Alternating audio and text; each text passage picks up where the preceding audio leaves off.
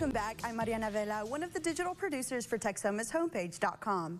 And from new Apple hardware this week to a new bridge in Paris, here's what's trending in Texoma.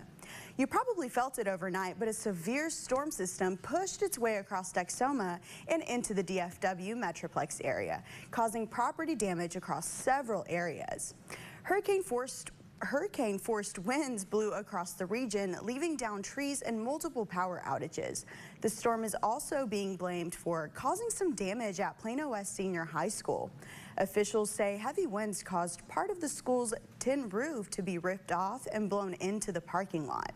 The damaged area was blocked off to protect the students and staff heading to class. Apple CEO Tim Cook released a clip on X that hints new addition to the company's Air lineup is coming out this week.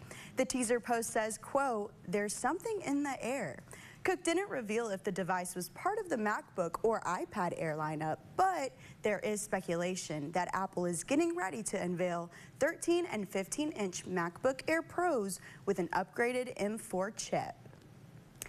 Thrill seekers have begun to trek across a new suspension bridge 200 feet in the air at the Eiffel Tower.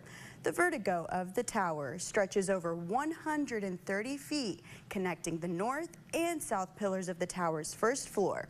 The bridge is completely enclosed and made of two superimposed layers of blue knotted nets, laced together with a technique inspired by fishing nets.